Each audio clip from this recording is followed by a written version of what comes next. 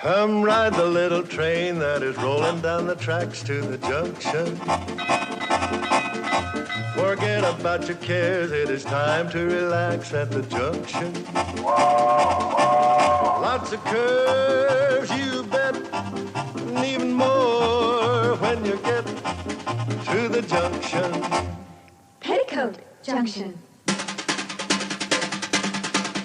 There's a little hotel called the Shady Rest at the junction. Petticoat Junction. It is run by Kate. Come and be her guest at the junction.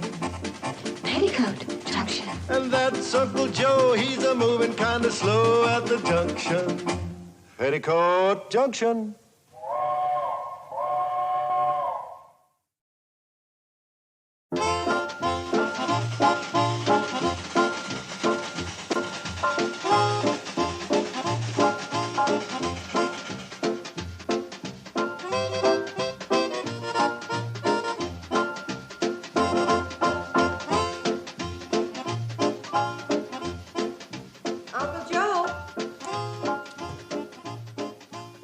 Betty says one of the salesmen left. Did he settle up his bill? Yeah, I took care of it. Well, I'm sure glad somebody checked out. Business has been terrible lately. Well, losing guests don't improve it any. Oh, I know, but it gives us some cash to feed the ones we have left. Where is it? This here feller didn't pay me in cash. Oh, well, I'm sure his check's good. Yeah, of course it is. He didn't give me a check either. Oh, no, Uncle Joe, not again. What do you mean? You let him pay you off in useless sample merchandise, didn't you? I did no such thing. Oh, thank goodness.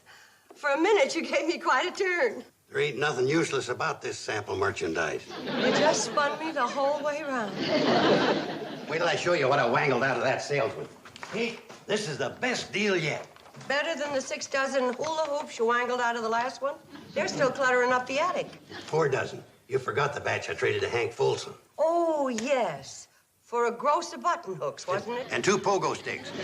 Someday they'll be worth good money. Oh, sure. If people start whirling and jumping in high-button shoes, we'll be rich. I bet you Hank's still kicking himself for that one. Kate, how would you like a beautiful painting to hang back of the desk? We got a painting hanging there. But this one's permanent.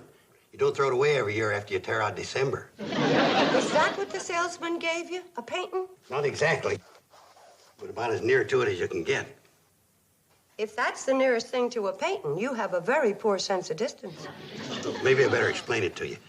You notice the picture is divided into all these little sections with numbers in them? Well, everywhere there's a number, you put a different color. And you know what you get? Different colored numbers? You have no sense of imagination. Now, here's the picture after I get finished painting it. Uncle Joe, the $10 that salesman owed us was our grocery money. How could you take a painting instead? Not just this one, Kate. He gave me 6 others. Here, if you don't like the sailing boat, how about a pedigreed setter? Or here's General Custer I got from him on a horse. You should have gotten Alexander Hamilton. What's so special about Alexander Hamilton? His picture's on a $10 bill.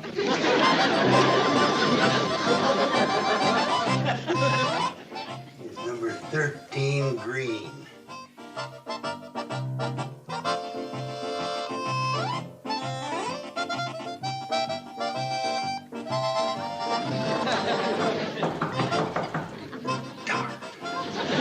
Who is it? It's nearly dinner time, Uncle Joe. Mom asked me to see if you were ready. Pretty soon, Betty Jo. I'm just putting the finishing touches on my painting. Here, hold this up first, pal. I want to make sure I got it right. Is this what you're painting? It's mighty pretty. Wait till you see how I done it. There, finished. What do you think of it? Wow. Of course, I can't take all the credit. I just copied it from the model. What's the ship doing on top of a mountain? Well, that's not a mountain. That's a wave. A brown wave? You noticed that, huh?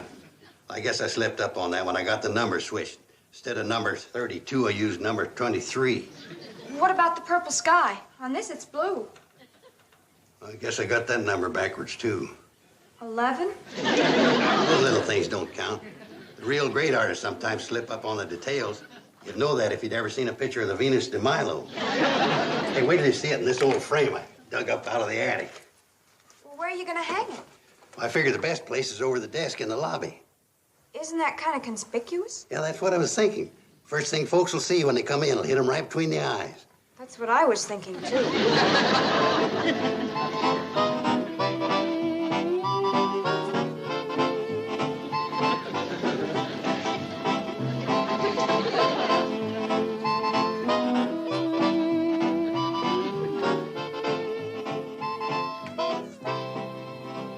Joe, you better take this laundry upstairs. The cannonball's in. I gotta get dinner started. And besides, I was... Well, you could have waited till I had a hold of it.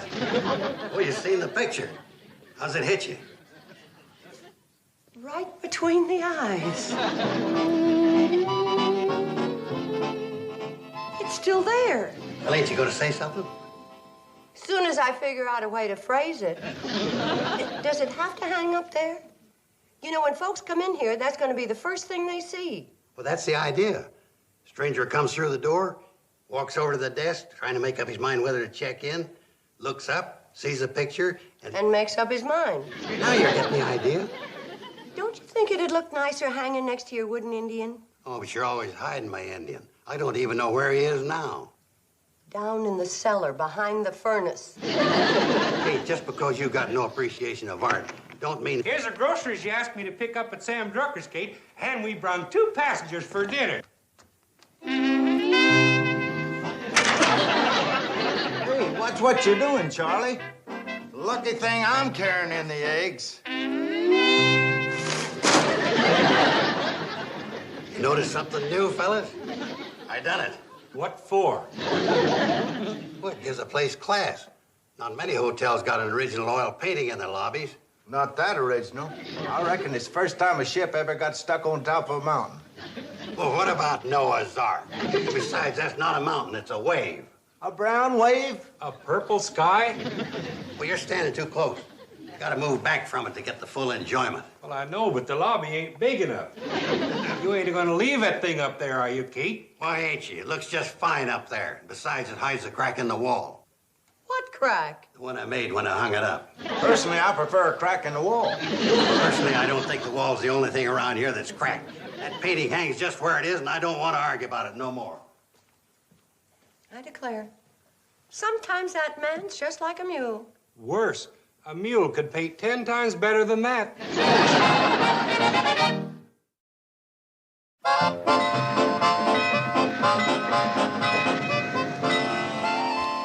The ridiculous idea, stopping a train in the middle of nowhere for dinner. If it's just for dinner, why do I have to lug this vase with me? Because it's an expensive antique. I don't want to let it out of my hands. You mean my hands? This thing's heavy. Stop complaining, Parks. What do you think I pay you for? Besides, you know about my bad back.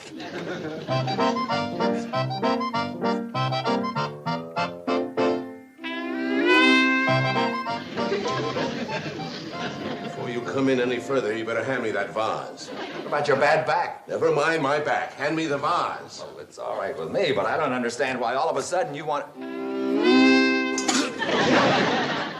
Now I understand. You know something, Parks? I think we've just walked into the Twilight Zone. And we're supposed to have dinner here. Who's hungry? Wait a minute. I want to get a closer look at this. Oh, Mr. Cheever, you may have a weak back, but you certainly have a strong stomach. I'm not talking about the painting. Parks, wouldn't you say this frame is an authentic 19th century Von Getten? It certainly looks like it. Of course, I'd have to see the marks on the back to be sure. Look, that is authentic. That must be worth at least $200. Notice the subtle detail. Magnificent. Afternoon, gentlemen. See, you're admiring my painting. You painted this? Well, I don't like to brag, but I'm the artist. I wouldn't call that bragging. He means you have a very special talent. Special, huh? I don't believe there's another human being alive who could do something like this. Isn't that right? Oh, that's the best painting I've ever seen of a ship on top of a mountain. Would you be willing to sell it? It's not a mountain. Sell it? For money? Of course. I'm an art dealer in Nashville, and I'd be very interested in buying this painting, as is. How much do you want for it? Well, let me see now. There's the paint, the canvas, labor, wear and tear on the brush. $20? 15 with the frame. Sold. So? I knew I was dealing with a shrewd trader. It's easy to see you're as good a businessman as you are an artist. I'm warning you, Kate. You leave that thing hanging up there won't be a guest left in the hotel. Oh, is it really that bad? You ought to see it. Billy Joe, that's not a nice thing to say to your sister. All right, folks, here's your last chance to see this work of art. I'm sorry. That's all right, Bobby Joe. It wasn't your fault. I see you've come to your senses and took that crazy picture down. Crazy picture, huh? This painting's just been sold for $15. Who's crazy now? The feller who bought it. The feller who bought it's an art dealer from Nashville. One of the passengers you brung in on the cannonball. Uncle Joe, you mean you really sold it? For $15. I'm on my way to create it for the man right now. Well, does he know how you did it? By coloring in the numbers? He didn't ask me. Don't you think he should know? He paid $15 for an original painting. Yours is just a copy. This ain't a copy. The original was a picture of a ship riding on a wave. This here's a picture of a ship stuck on a mountain. If you don't tell him, I will. Oh, now, wait a minute, Kate. Don't ruin my career just as I'm getting started. I'll tell you what. Instead of this old frame, we'll give him the one off Grandpa's picture. You know, the one with the carved cupids and the red and green scallop border? I don't know. We certainly ought to get his money's worth with that. Yeah, I suppose so. But just to make sure, I won't charge him for his dinner.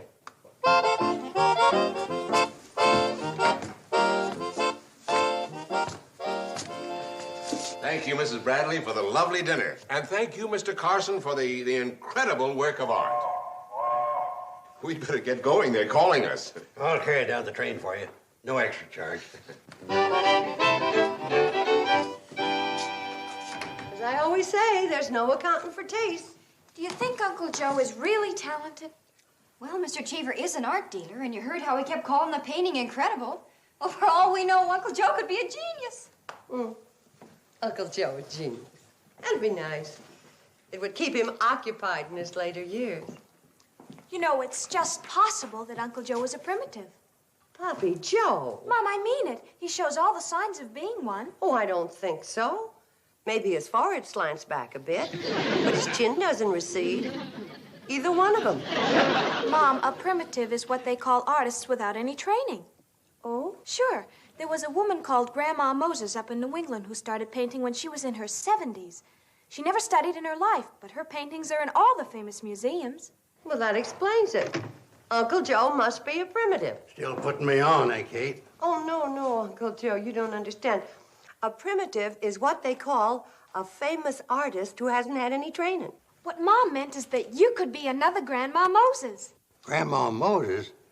I ain't even married. Bobby Joe's talking about an old lady who was a famous artist. And that's the way she signed her paintings, Grandma Moses.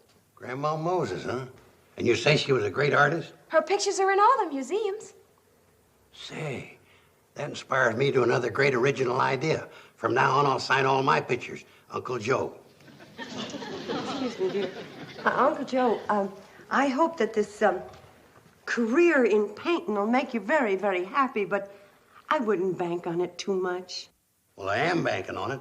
It's the first chance in my life I've had a chance to be somebody and be respected by the people around here. Uncle Joe, I respect you, and so do the girls. Yeah, but you don't count. No, I mean, well, you know what I mean. Sure. You know, it's important for a man to feel that he's accomplished something in life and not just been a drag on his loved ones. But you haven't been a drag on us. We love and respect you. Oh, go on, Kate. That's true. Oh, I'll admit there have been times when that love and respect have skidded mighty close to irritation, but nobody's more important to us than you. Thanks, Kate. Knowing you and the girls think that way about me makes me feel great. I want you to be proud of me. That's why I gotta make good. I just got to. I know, Uncle Joe. I know.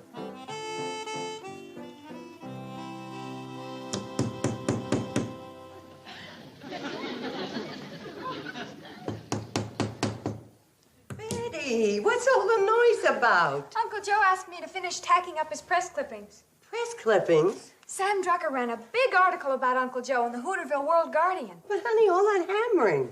You think Sam Drucker prints only one copy of his paper?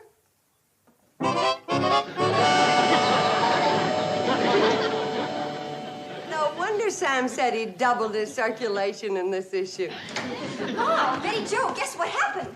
Oh, let me tell it. You go up and tell Uncle Joe. I thought you were going to tell Uncle Joe. Oh, that's right. Well, I'll run up and tell Uncle Joe, and you can tell them. Well, if you want to tell Uncle Joe... Tell me what? The director of the art museum in Centerville called up Sam Drucker. He read about Uncle Joe in the newspaper, and he's coming here tomorrow to see him. What for? Well, he's thinking of exhibiting all of his paintings in the museum. No kidding. The whole town's buzzing about it. Now, this ought to put Shady Rest on the map. Oh, I wouldn't be too sure of that. But, Mom, if Uncle Joe gets famous, think of the kind of people that will be coming here. Man. I thought of it first now. Now, listen, I need a lot of new clothes, Mother. Simmer down. In the first place, nothing has happened yet. And in the second place, we... Well, how do you like that for news? All them Uncle Joes is hanging in a real art museum. What Uncle Joe's? Aside from the picture you sold Mr. Cheever, you haven't painted a thing. Yeah. Lucky for me you thought of that, Kate. That's one thing I overlooked. When did you say that museum feller was coming? Tomorrow. Well, all I gotta do is knock out 5 more masterpieces before he shows up. Why only 5? That's all the canvases I got left. Say, one of you girls better come along. I'll need you for the pictures. As a model? No, I want you to read off the numbers to me.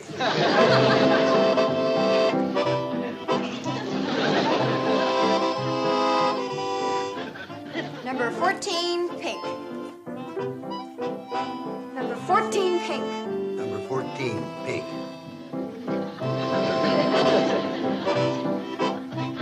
Number 21, violet. Number 21, violet.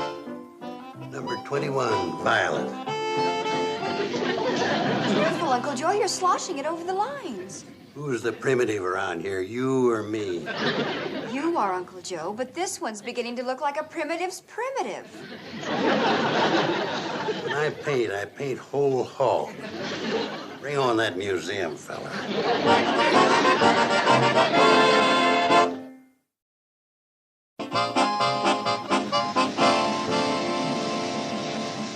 Mom, the Cannonball's here with the people for Uncle Joe's art exhibit. Oh, I sure hope everybody likes the way he paints. They've already had a sample.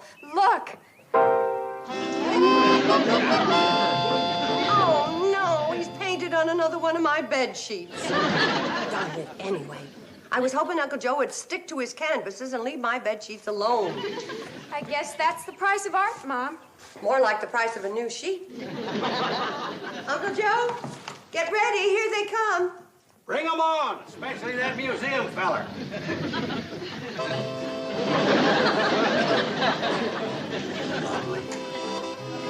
Dandy. Work of art. Exquisite.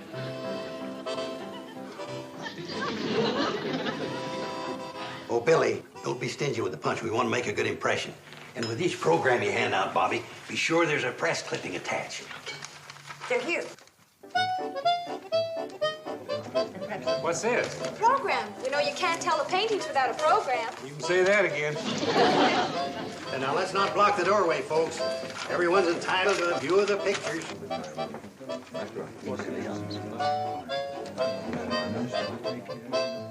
General Custer owned his horse. I can see the horse, but where's General Custer?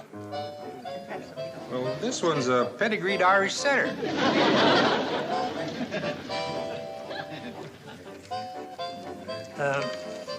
I'm E.T. Gibbs from the Centerville Museum. Well, welcome to the Shady Rest Gallery, Mr. Gibbs. Howdy. I guess you're the artist. Oh, you can tell, huh? Oh, Billy, give Mr. Gibbs some punch. Come right over here and we'll take a look at the pictures. Now, this is a pedigreed Irish setter. This was General Custer, before the Indians got to him.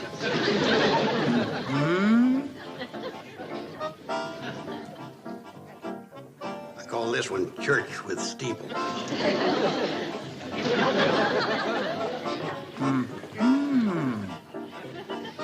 didn't get that last one, Kate. What was it? A or a Huh? Well, what do you think? This one's for cow fanciers. Mr. Carson, I've seen Impressionism, Expressionism, Cubism, Surrealism. But this is pure sadism. You couldn't even follow the numbers. Maybe you better have some punch. Come in.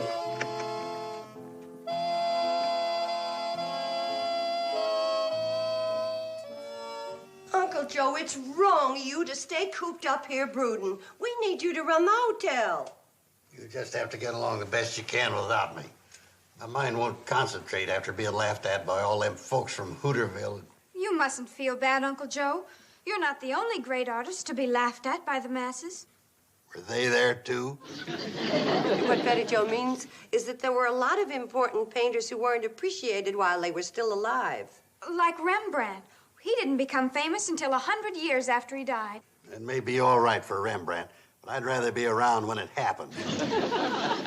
Uncle Joe, you're just not doing any good grieving just because... The cannonball. And they're signaling they brought someone. I better get on down.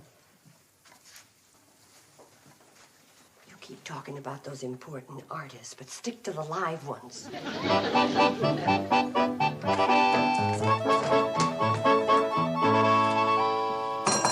Mr. Cheever, you're back. Of course I'm back. Do you think I'd let myself be swindled? Swindle? You know very well your uncle outsmarted me. Oh, I resent that. Uncle Joe never outsmarted anybody in his whole life. What about this? You mean the painting? Not that monstrosity. I'm talking about the frame. I bought an authentic antique Von Getten frame, and your uncle substituted this piece of junk. You mean it was the frame you were really after? You don't have to pretend anymore, Mrs. Bradley. I admit $15 was a ridiculous price to pay for a Von Getten, and I see you know its real value. But I still want the frame, and I'll give you $150 for it. Without the picture, $200. 200 will be fine, Mr. Cheever. Great. I'll write you out a check. Just a minute. There are certain conditions.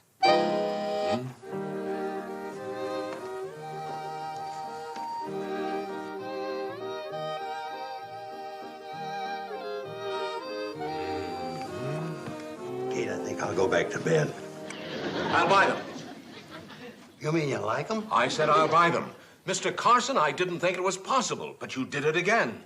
Well, thank you, Mr. Cheever. How about $40? I'll pack them up No, for you. no. Mr. Cheever means $40 apiece. What are you trying to do, Kate? Isn't that right, Mr. Cheever? Naturally. But that's $200. Well, $200 is a fair price, but on one condition. Kate. That you give back Grandpa's frame and take the old one. Kate. But there's just one thing. Uh-oh. I have a condition. I think I'm getting one. This is a unique collection. I mean, these paintings are the only ones of their kind. That makes them more valuable, huh? Well, maybe not right now. Maybe not in your lifetime, Mr. Carson. But there's no telling what they might be worth if these are the only ones there are after you're gone. Like Rembrandt. Well, the point is, if you keep flooding the market with Uncle Joe's, well, you can see what'll happen to my investment. I see what you mean. That's why you've got to agree not to paint another picture without my permission. That sounds fair enough to me, Mr. Cheever. You've got my word on it as a man and an artist. Your word as a man is enough. Now, if I may use the pen in your lobby, I'll write you a check. Uncle Joe, you're a success. A great artist. Yeah, a great retired artist. Don't forget I made a deal with that man. Kate here deserves a little credit. If it weren't for her lucky blunder, we wouldn't have got Grandpa's frame back. $200 for the paintings. And Mr. Cheever said someday they'll even be worth a lot more. Yeah, that's the only hitch. What? I'll always have a feeling that somewhere that fellow'll be out there rooting for me to die.